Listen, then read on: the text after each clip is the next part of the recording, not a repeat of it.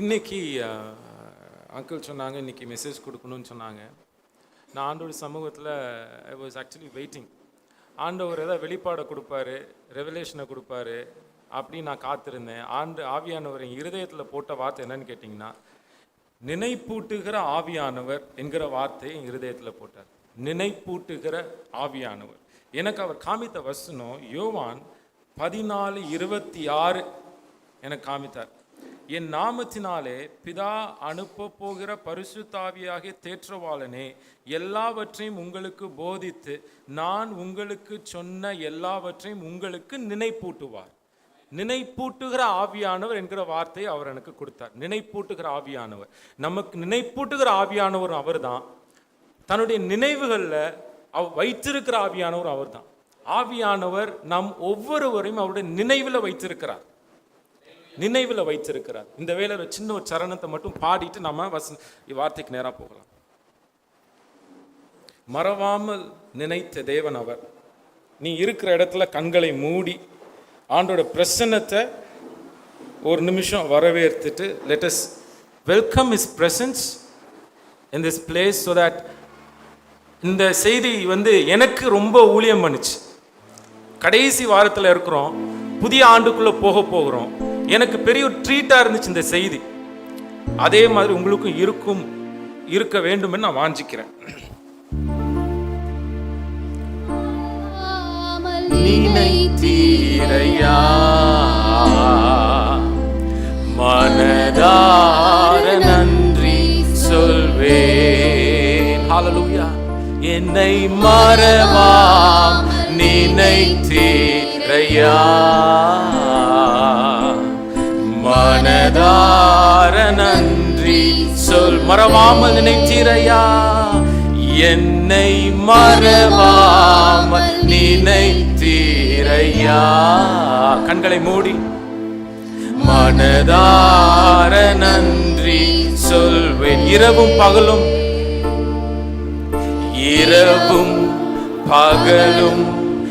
என்னை நினைத்து இதுவரை நடத்தினீரே.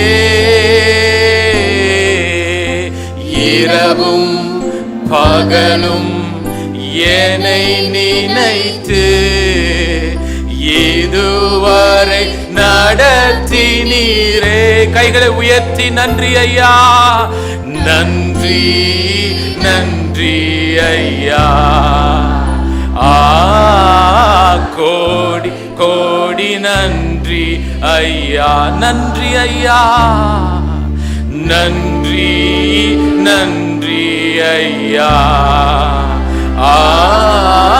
கோடி கோடி நன்றி ஐயா. எபினேச நீதான் ஐயா, எபினேச நீதான் ஐயா. இதுவரை உதவி நீரே. எபினேச நீதான் ஐயா. இதுவரை உதவி நீரே. எல்ரோயி எல்ரோயி எல்ரோயி என்னையும் கண்டீரே. எப்படி நான் நன்றி சொல்வேன். செய்திருக்கிறாரா? எவ்வளவு நன்மைகளை செய்திருக்கிறார். எல்ரோயி ரோயி எல்ரோயி என்னையும் கண்டீரே. எப்படி நான் நன்றி சொல்வேன். நன்றி நன்றி ஐயா. கோடி கோடி நன்றி ஐயா. நன்றி நன்றி ஐயா.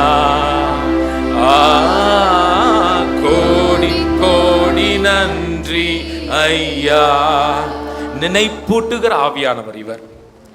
நினைப்பூட்டுகிற ஆவியானவர், நினைப்பூட்டுகிற ஆவியானவர் இவர். ஆவியானவர் ஒன்னொன்னா எனக்கு நினைப்பூட்ட ஆரம்பித்தார். அவர் முதலாவது எனக்கு நினைப்பூட்டினது, நம்மை அவர் அவருடைய பிள்ளைகள் என்று அழைக்கிறார். we are his children. அவருடைய பிள்ளைகள் என்று அவர் நம்மை அழைக்கிறார். இது பெரிய பாக்கியம், இது பெரிய ஸ்லாக்கியம். அநேகர் வெளியில இருக்கிறாங்க, கொஞ்சம் பேர் அந்த சபைக்குள்ள கூடியிருக்கிறோம். இங்க கூடியிருக்கிற ஒவ்வொருவரையும் தேவன் எப்படி அழைக்கிறாருங்க? பிள்ளைகள் என்று அழைக்கிறார். யோவான் 1:12 அவருடைய நாமத்தின் மேல் விசுவாசம் உள்ளவர்களாய் அவரை ஏற்றுக்கொண்டவர்கள் எத்தனை பேர்களோ அத்தனை பேர்களும் தேவனுடைய பிள்ளைகள் ஆகும்படி.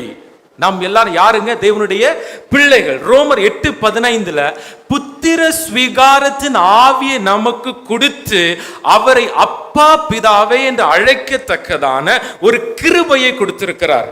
கலாத்தியர் 4:6 பார்க்கும்போது குமாரனுடைய ஆவி நம்முடைய இருதயத்தில் அவர் கொடுத்து தேவனை, வானத்தையும் பூமியும் படைத்த தேவனை, சர்வ வல்லமையுள்ள தேவனை அப்பா என்று அழைக்கக்கூடிய ஸ்லாக்கியத்தை அவர் நமக்கு கொடுத்திருக்கிறார். இது மிகப்பெரிய ஸ்லாக்கியம், இது ஒரு கிருபை. நம்ம அவருடைய பிள்ளைகளாய் மாற்றின நமக்கு நம்மளை எதுக்கு அவருடைய பிள்ளைகளாய் மாற்றணும் அப்படின்னு கேட்டீங்கன்னா, அவருடைய பிள்ளைகளாய் மாறினாதான் அவரால் நமக்கு நித்திய ஜீவனை கொடுக்க முடியும். அவருடைய பிள்ளைகளாய் மாறாத வரைக்கும் அவரால் எதை கொடுக்க முடியாது? நித்திய ஜீவனை கொடுக்க முடியாது. இங்க இருக்கிற ஒவ்வொருவரும் யாரெல்லாம் சொல்றீங்க நான் அவருடைய பிள்ளைன்னு சொல்றீங்களோ, உங்களுக்கு தேவன் எதை கொடுத்திருக்கிறாரு? நித்திய ஜீவனை கொடுத்திருக்கிறார். எட்டர்னல் லைஃப், நித்திய ஜீவன். ஏதோ அந்த பூமியில கொஞ்ச நாள் வாழ்ந்துட்டு நாம் அப்படி கடந்து போறதுக்கு அல்ல, தேவன் நமக்கு ஒரு எட்டர்னல் லைஃபை கொடுத்திருக்கிறார். நம்முடைய வாழ்க்கைக்கு என்ன இல்லை? there is no end. பூமியில கொஞ்ச நாள் வாழ போறோம், பூமியில இருந்து பூமிக்கு அடுத்தபடியா நமக்கு ஒரு வாழ்க்கை இருக்கு. அது தேவனோடு வாழ்கிற ஒரு நித்திய வாழ்க்கை. இதைத்தான் வேதம் நித்திய ஜீவன் என்று சொல்லுகிறது. யோவான் 3:16 வாசிக்கும் போது, தேவன் தம்முடைய ஒரே பேரான குமாரனை விசுவாசிக்கிறவன் எவனோ அவன் கெட்டு போகாமல் நித்திய ஜீவனை அடையும்படிக்கு அவரை தந்தருளி என்று எழுதப்பட்டிருக்கிறது. அவர் நமக்கு என்ன எதை கொடுத்திருக்கிறாரு? நித்திய ஜீவனை கொடுத்திருக்கிறார். இங்க கூடி இருக்கிற ஒவ்வொருவரும் நம்மை தேவனுடைய பிள்ளைகள் என்று அழைக்கிறாரு. நமக்கு அவர் கொடுத்திருப்பது நித்திய ஜீவன். இங்க நம்ம கூடி இருக்கிறோம். வேதத்தின்படி பார்க்கும்போது நாம் கூடியிருக்கிற ஒவ்வொருவரும் நாம் புறஜாதிகளாய் இருந்தோம். எப்படி இருந்தோம்? புறஜாதிகளாக இருந்தோம். நீங்க வேதத்துல பாப்பீங்கன்னா பழைய ஏற்பாடு கம்ப்ளீட்டா இஸ்ரவேலர்களை குறித்தும் யூதாவை குறித்தும் இஸ்ரவேல் தேசத்தை குறித்தும் யூதா தேசத்தை குறித்தும் யூத ஜனங்களை குறித்தும் அவர்கள் மத்தியில தேவன் நியாயாதிபதிகளை எழுப்பியிருந்தார். அவர்கள் மத்தியில தேவன் தீர்க்கதரிசிகளை எழுப்பியிருந்தார். அவர்களுடைய வாழ்க்கையை பற்றி தான் எதுல இருந்துச்சு? பழைய ஏற்பாடு முழுவதும் இருந்துச்சு. எங்கேயுமே யார் இல்லை, நாம இல்லை. அதுல எங்கேயுமே யார் இல்லை, நாம எங்கேயுமே லிஸ்ட்லயே கிடையாது. ஆனா நம்மை தேவன் தன்னுடைய இருதயத்துல ஒரு ரகசியமாய் வைத்திருந்தார். உங்களையும் என்னையும் தேவன் தன்னுடைய இருதயத்தில் எப்படி வச்சிருந்தாருங்க? ரகசியமாய் வைத்திருந்தார். 1 தீமோத்தேயு 3:16 வாசிக்கும் போது, யாரோ ஒரு வாசிங்களேன்.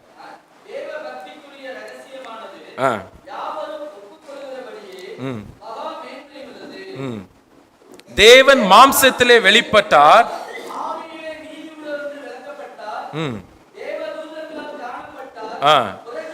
புறஜாதிகளிடத்தில் பிரசங்கிக்கப்பட்டார் என்பது என்னது?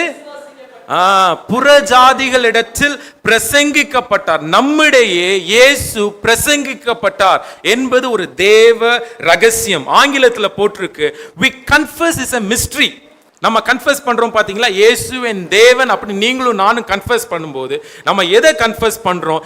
தேவனுடைய இருதயத்துல இருந்த அந்த ரகசியத்தை என்ன பண்றோம்? கன்ஃபஸ் பண்றோம். இந்த ரகசியத்தை தேவன் பவுலுக்கு வெளிப்படுத்தினார். பவுலுக்கு என்ன பண்ணார்? அந்த ரகசியத்தை வெளிப்படுத்துறார். எந்த ரகசியம்? புறஜாதிகளும் தேவனை கண்டு கொள்ள முடியும், புறஜாதிகளுக்காகவும் தேவன் தன்னுடைய ஜீவனை கொடுத்தார் என்று பவுலுக்கு வெளிப்படுத்தினார். பேதுருவை பார்க்கும்போது, பேதுரு ஒரு யூதன். பேதுருவை தேவன் ஆண்டவர் 3 வாட்டி கன்வின்ஸ் பண்றார். பேதுருவை 3 வாட்டி கன்வின்ஸ் பண்றார். எதுக்கு கன்வின்ஸ் பண்றார் அப்படின்னா, பேதுரு ஒரு யூதனா இருந்தபடினால பேதுரு என்ன பண்ண முடியாது, ஒரு புறஜாதியர் மத்தியில போய் அவர் ஊழியம் செய்ய முடியாது, புறஜாதியர் மத்தியில் அவர் போய் கலக்க முடியாது என்கிற ஒரு நிர்பந்தமான சூழ்நிலை இருந்தது. பேதுருவை தேவன் 3 முறை என்ன பண்றாரு, கன்வின்ஸ் பண்ணி அந்த இடத்துல அனுப்புறாரு. யாருக்கு மத்தியில் அனுப்புறாரு அப்படின்னா, கொர்நேலியு என்கிற ஒரு நபர் மத்தியில் அனுப்புறாரு. கொர்நேலியு யாருன்னு கேட்டீங்கன்னா, கொர்நேலியு ஒரு புறஜாதியன். புறஜாதியின் மத்தியில பேதுருவை அனுப்பி, பேதுரு கொர்நேலியோட போய் கேட்கிறா, எதுக்கு கூப்பிட்டீங்கன்னு கேட்கும்போது கொர்நேலியு சொல்றாரு நடந்ததெல்லாம் சொல்லிட்டு, பேதுருவோட வாயை திறந்து அவர் பிரசங்கம் பண்ணும்போது அவர் வார்த்தை சொல்றது என்ன சொன்னாரு கேட்டீங்கன்னா, தேவன் பட்சபாதம் உள்ளவர் அல்ல என்கிற வார்த்தையோடு அவர் அந்த பிரசங்கத்தை ஆரம்பிக்கிறார். தேவன் பட்சபாதம் உள்ளவர் அல்ல என்கிற வார்த்தையோடு தேவன் அந்த பிரசங்கத்தை அவர் ஆரம்பிக்கிறார். பேதுருவோட கண்கள் எப்ப திறந்தது அப்படின்னா, அவர் பிரசங்கிக்க ஆரம்பித்த உடனேயே புறஜாதியர் மேல பரிசுத்த ஆவியானவர் இறங்கி வந்தார். புறஜாதியர் மேல என்ன பண்ணார், உங்க மேலையும் என் மேலையும் பரிசுத்த ஆவியானவர் இறங்கி வந்தாரு.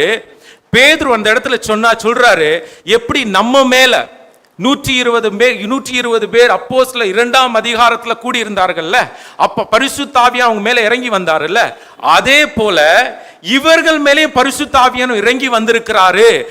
தேவனுக்கு என்ன பட்சபாதம் இல்லை என்கிற ஒரு விளக்கத்தை, ஒரு வெளிப்பாட்டை யாருக்கு கொடுக்கிறாரு, கொர்நேலியுக்கு, பேதுருக்கு கொடுக்கிறார். இந்த ரகசியத்தை பவுல் மூலமாக நமக்கு வெளிப்படுத்துகிறார்.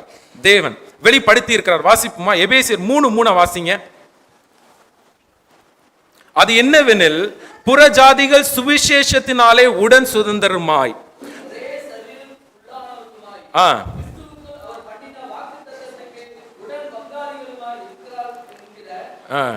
இந்த ரகசியம் என்னங்க, இந்த ரகசியம் யாரை குறிச்ச நேரத்தில், புறஜாதிகள் சுவிசேஷத்தினால் ரட்சிக்கப்படுகிறாங்க என்கிற ரகசியத்தை யாருக்கு வெளிப்படுத்தி இருக்கிறார், பவுலுக்கு வெளிப்படுத்தி இருக்கிறார். நம்ம என்ன புரிஞ்சுக்கணும் அப்படின்னா, we should really understand how special we are to God. நீங்களும் நானும் எப்போ நம்ம அப்படி சாதாரணமா எடுத்துடுறோம், ஆண்டோடைய வார்த்தையை சாதாரணமா எடுக்கிறோம், ரட்சிப்பை சாதாரணமா எடுத்துடுறோம். ஆனா யூதர்களுக்கு கிடைக்காத ஒரு ஸ்லாக்கியத்தை தேவன் உங்களுக்கும் எனக்கும் கொடுத்திருக்கிறார். இந்த ரட்சிப்பு யூதர்களுக்கு போக வேண்டிய ரட்சிப்பு புறஜாதியா இருக்கிற உங்களுக்கும் எனக்கும் வந்திருக்கிறது. இந்த மேன்மையை புரிஞ்சுக்கிட்டோம் அப்படின்னா இந்த ரட்சிப்பு என்ன பண்ண மாட்டோம், நாம அலட்சியம் பண்ண மாட்டோம். அதனால தான் சொன்னேன் நான், இது தேவ ரகசியம் என்று சொன்னேன். ஏது தேவ ரகசியம்?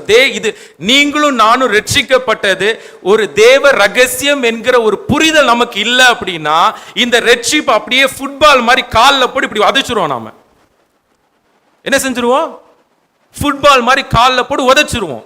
If we don't understand how precious is the salvation you and I have, உங்களுக்கும் எனக்கும் இருக்கிற ரட்சிப்பு எவ்வளவு மேன்மை உள்ளது என்பதை நாம புரிந்து கொள்ளணும். இது ஒரு கிருபை. இது என்னது, ஒரு கிருபை. உங்களுக்கும் எனக்கும் கிடைத்திருக்கிறது என்னது, கிருபை. இயேசு பூமிக்கு என்ன செஞ்சிருக்கிறாரு, பூமிக்கு வந்தாரு, வாழ்ந்தாரு, பாடுகளப்பட்டாரு, அடிகளப்பட்டாரு, எல்லா அவமானங்களையும் ஏற்றுக்கொண்டாரு. மூஞ்சில காரி துப்புனாங்க, அதை அவர் ஏற்றுக்கொண்டாரு. முதுகு உழுகப்படுகிறது போல சாட்டையினால் அவர் அடிச்சாங்க, அவர் அதை ஏற்றுக்கொண்டாரு. கல்வாரி சிலுவை என்ன பண்ணார், அவரு சுமந்துட்டு நடந்து போனாரு, ஏற்றுக்கொண்டாரு. சிலுவையில் அவருடைய கைகளிலும் கால்களிலும் ஆணிகள் கடாவப்பட்டது, அதை அவர் ஏற்றுக்கொண்டாரு. மரித்தாரு, 3ஆவது நாள் உயிரோடு எழுந்தாரு. இதெல்லாம் என்னங்க, தேவன் உங்களுக்காகவும் எனக்காகவும் செய்து முடித்து. அப்படி ஜூம்ல போட்டு விட்டுருங்க, ஜூம் நீங்க க்ளோஸ் அப் எல்லாம் பண்ண வேண்டாம், லாங்ல போட்டு விட்டுருங்க பேசாம. தேவன் உங்களுக்காகவும் எனக்காகவும் செய்திருக்கிற ஒரு காரியம், உங்களுக்காகவும் எனக்காகவும் தேவன் செய்து முடித்த காரியம் இது. தேவன் நமக்காக செய்து முடித்த காரியம் இது. தேவன் உங்களுக்காகவும் எனக்காகவும் சிலுவையில செய்து முடித்த காரியத்தை நாம விசுவாசிக்கிறோம். பாத்தீங்களா, இங்கதான் நம்ம கிருபையை பெற்றுக்கொள்கிறோம். தேவன் உங்களுக்காகவும் எனக்காகவும் செய்து முடித்த காரியத்தை தான் வேதம் எப்படி சொல்லுது, கிருபை என்று அழைக்கிறது. எப்படி சொல்லுதுங்க, கிருபை என்று அழைக்கிறது. கிருபையோடு நம்ம எதையும் கூட்டவும் முடியாது, எதையும் எடுக்க முடியாது. தேவன் செய்து முடித்த காரியத்தோட நம்ம என்ன பண்ண, எதையும் கூட்டவும் முடியாது, எதையுமே குறைக்கவும் முடியாது. அவர் நமக்காக இதுல யாருடைய கிரியையும் கொண்டு போய் சேர்க்க முடியாது. நீங்க 10 நாள் உபவாசம் பண்ணீங்க, நீங்க மலை ஏறினீங்க, நடந்தீங்க, சாப்பிடாம இருந்தீங்க, இதனால தேவனுடைய கிரியையோட உங்களுடைய தேவன் செய்து முடித்த காரியத்தோட உங்க கிரியை சேர்க்க முடியுமா? முடியாது. அவர் செய்து முடித்த காரியம் நமக்காக. இதைத்தான் வேதம் என்ன சொல்லுகிறது? கிருபை என்று அழைக்கிறது. முதலாவது எது வருதுங்க? கிருபை வருகிறது. என்ன வருகிறது? நமக்கு கிருபை வருகிறது.